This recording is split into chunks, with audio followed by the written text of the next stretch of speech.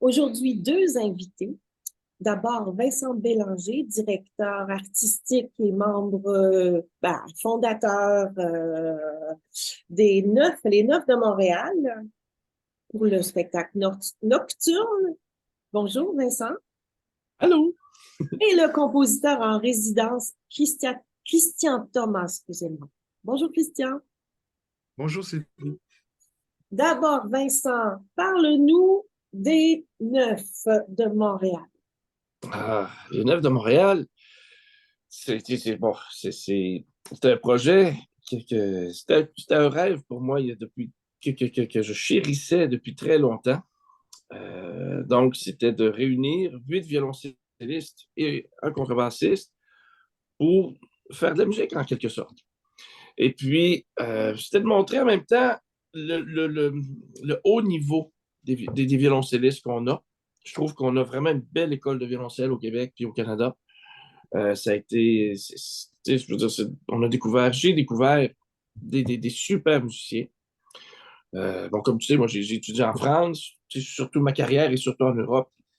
Et puis, mais de rencontrer des collègues aussi formidables, aussi musicaux, ben, ça a été le fun.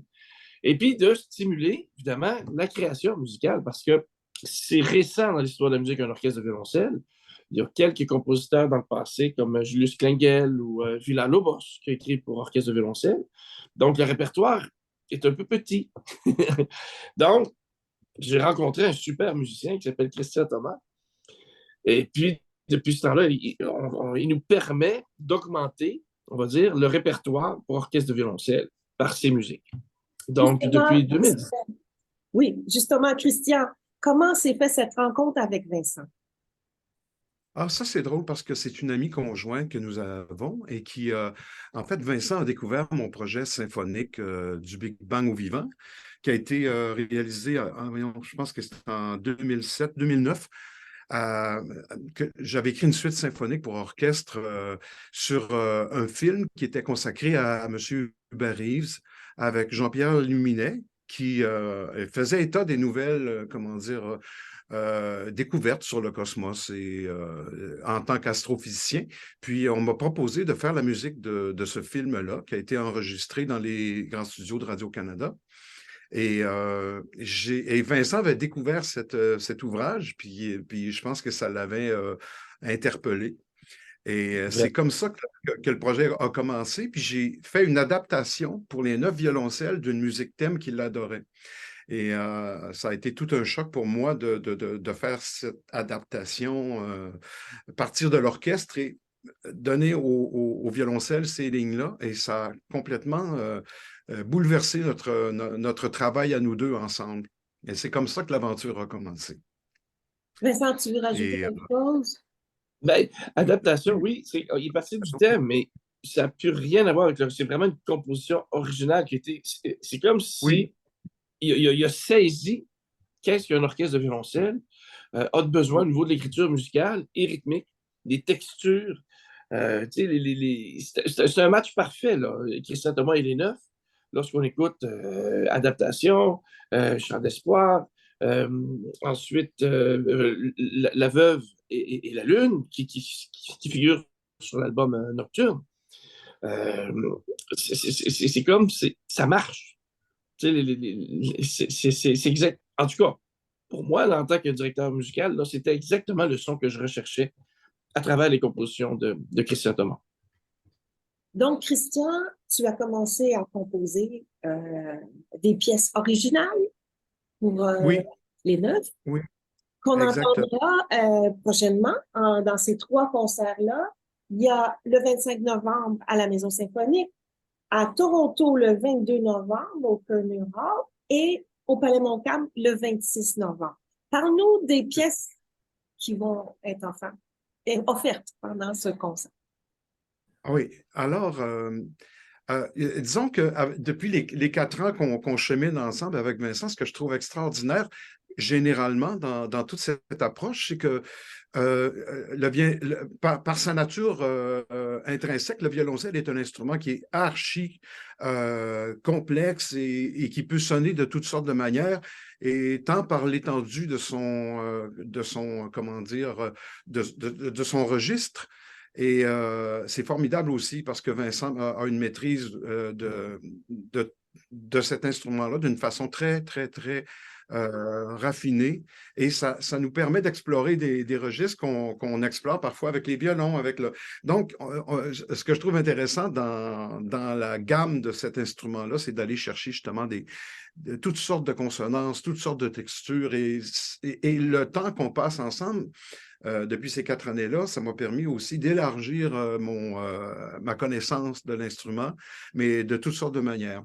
Et moi, tout d'abord, on peut dire que je suis un romantique qui ne s'ignore pas et qui recherche aussi des accointances avec le modernisme, et ça crée vraiment un langage une certaine audace dans cette approche-là que j'aime amener dans le corpus de ces instruments-là. Et je m'amuse énormément, en fait, parce que ça me permet d'être... Si la musique ne touche pas, c'est pas la peine d'en faire. Je trouve que la musique doit toucher et doit vraiment nous remuer notre âme. Et en même temps, c'est agréable d'aller chercher dans ces orchestrations-là une forme de modernité. C'est un défi que je me donne à chaque fois de faire cette rencontre-là entre l'époque qu'on vit et aussi, de mon point de vue, ça doit être une musique du cœur. Et c'est ce que j'ai beaucoup, beaucoup appris. Vincent, parle-nous de ce concert et des instrumentistes qui vont t'accompagner. Donc, le concert s'appelle Nocturne parce que en marge, c'est notre 3e enregistrement qui sort, qui s'appelle, c'est le titre éponyme, Nocturne.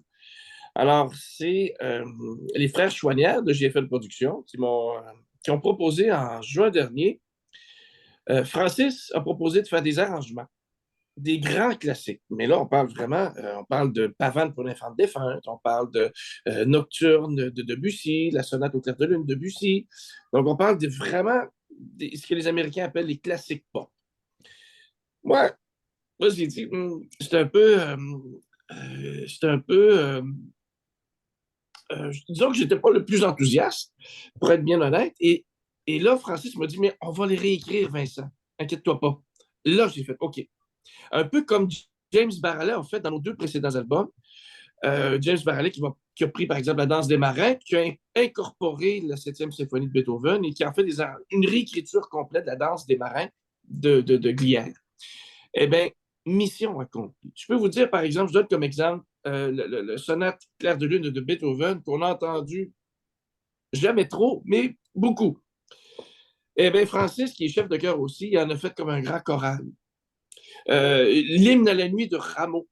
Alors, il a ajouté une espèce de grand contre-champ qui est mission accomplie. Et j'en parle, je suis encore très ému. Ça a été 2 jours d'enregistrement avec les 9, même juste à côté de Dominique Beauséjour Ossigui, puis il me semble que je la rejouerais encore celle-là toute la nuit. Là. Il parlait, je pense, de Pavane pour l'infant défunt. Mais Donc, justement, Vincent, peux-tu nous nommer les personnes qui vont t'accompagner sur scène? Absolument. On parle de Dominique Beauséjour Ostigui, qu'on connaît bien, Absolument. Oui. mais encore. Alors, ben, ma première, c'est ma Noémie Raymond-Frizet, qui est là depuis le début. Évidemment, qui nous fait 2 solos, qui va faire Oslo de Christian Thomas en co-solo, parce que c'est comme pour 3. Mais elle, c'est la solo numéro 1 dans Oslo. Elle fera aussi, dans le projet Nocturne, elle fait Nocturne de Chopin. Encore une fois, une pièce en do dièse mineur, pièce archi connue, mais Noémie le fait de façon impeccable. Ensuite, j'ai François Toutan, Elisabeth Giroux, Noël Campbell, Dominique Beauséjour-Ostigui, je l'ai dit, Thomas Beard, Ella Hopwood, et puis moi, le contrebassiste, c'est Étienne Lafrance. Donc, c'est Étienne qui est là depuis le début, pour tous les concerts. Donc, c'est vraiment une gang, tu sais, en 4 ans, on a bien évolué. Ça évolue très bien. Je veux dire, et c'est toujours un bonheur. À chaque fois là, qu'on se retrouve, là, pendant ce matin, bon, j'ai discuté avec Noël Campbell, etc., puis Hart, puis bon, tu sais, ça devient vraiment un ensemble de plus en plus soudé, ce qui est très important. Christian Thomas, cette fois-ci, dans le répertoire, on inclut un projet fou que j'ai depuis longtemps, que Christian a embarqué, c'est de faire un disque de Noël, mais avec la nouvelle musique. On essaie de créer de la nouvelle musique. Et on va présenter quelques extraits de ce projet-là, à ce concert-là. Par exemple, Une nuit à Bethléem, ça va tout à fait dans le concept de nocturne. Évidemment, pour un concert, on a besoin de plus de pièces qu'un disque. Et puis, j'ai ajouté des pièces de Christian Thomas, de ce disque-là, de ce projet fou que j'appelle de Noël, mais avec de la nouvelle musique. Pas des covers pour des covers, comme on dit.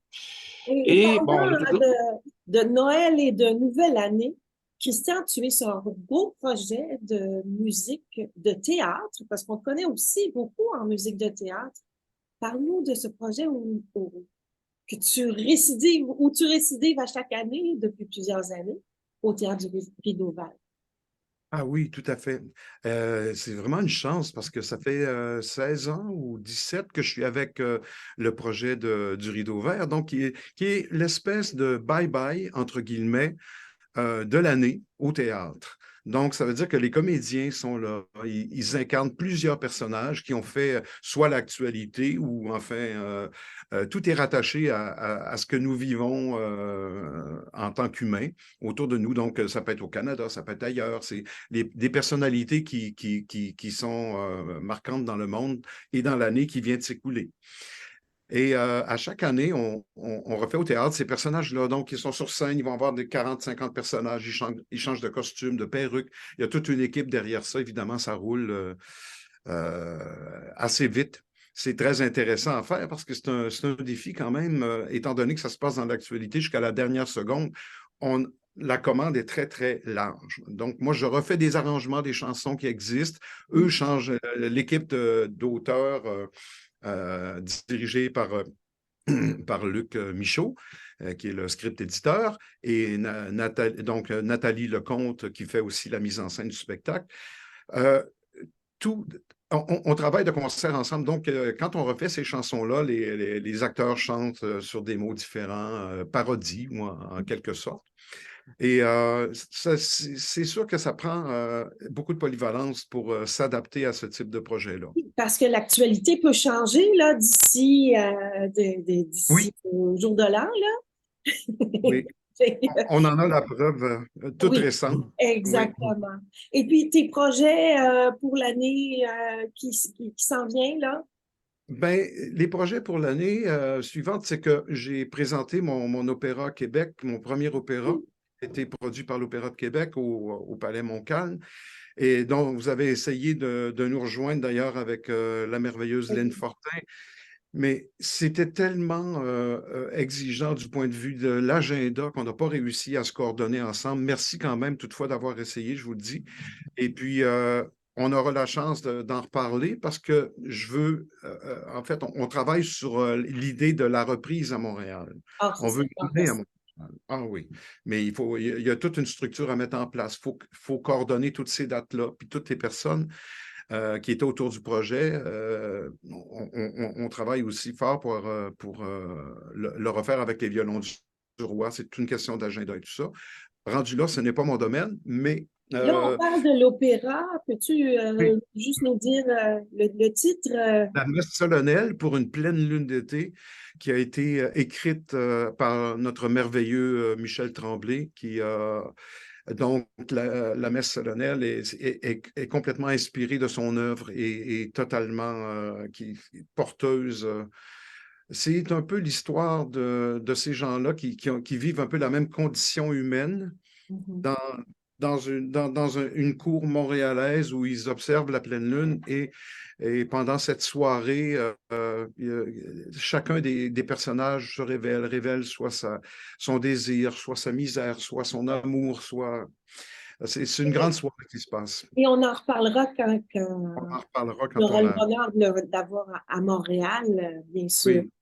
Vincent, les projets pour les neufs, suite Ben, à ce concert, ce ben, programme répété 3 fois. juste pour faire le lien avec l'opéra, moi, je suis très, très content parce que nous créons, avec le disque nocturne, nous créons une partie de la messe qui s'intitule La Veuve et la Lune, avec Lynn Fortin, qui chante avec les Neufs. Elle chante aussi sur l'album Vocalise de Rachmaninoff. Juste pour conclure peut-être sur l'opéra de Christian Thomas, je pense que dans l'histoire musicale, je dirais de l'art lyrique du Québec, ça va devenir une pièce majeure, je pense. C'est magnifique. D'entendre notre langue chanter en joual, c'est quelque chose qui, moi, me rendu très émotif. Je l'ai vu, cet opéra-là, puis tout de suite, je l'ai appelé, tu sais, tout de suite, j'ai appelé Christian, j'ai dit, écoute, on va prendre Lynn Fortin, je te demande de me réorchestrer pour les Neufs. Il a dit oui tout de suite. Et on l'a enregistré en septembre, donc c'est vraiment un opéra qui est magnifique. Donc, ceci dit, alors les prochains projets, c'est ce projet de Noël avec Christian Thomas. Là, ce disque qui s'en vient sera que sur la musique de Christian Thomas. J'ai fait, bon, je dis ça et puis je vais me contredire, il y a juste 2 petites pièces qui se sont insérées, mais sinon le reste, plus de 80%, c'est la musique de Christian Thomas, la musique originale. Quelques extraits vont être présentés au concert de Nocturne, en lien avec la thématique de la nuit, évidemment. Et puis voilà, donc on travaille sur ça. J'ai toujours mes tournées en Europe avec Audionaut Musique. Et puis, bon, avec un précédent album que j'ai fait durant la COVID, Quand tout est dit, j'ai une possibilité d'aller en Asie. Ça fait que, bon, alors je suis un peu toujours en train de développer mes choses avec mon travail d'une autre musique, évidemment. Le temps file malheureusement, mais Vincent et Christian, merci d'avoir pris le temps dans votre horaire hyper chargé de venir nous parler de vos magnifiques projets. Et puis, on se donne rendez-vous à la Maison Symphonique. Vincent, tu peux faire les invitations? Oui, ben venez, le 25 novembre à 19h30, Maison Symphonique. Il reste encore de la place parce que les billets se vendent très, très, très bien. Mais dépêchez-vous. Merci, Vincent. Et le 26 à Québec. Et le 26, évidemment, à Québec. En après-midi, cette fois, 14h, au Palais Montcalm. Et pareil, les billets, ça s'envole. À une prochaine. Merci beaucoup. Merci, Sylvie. Sylvie.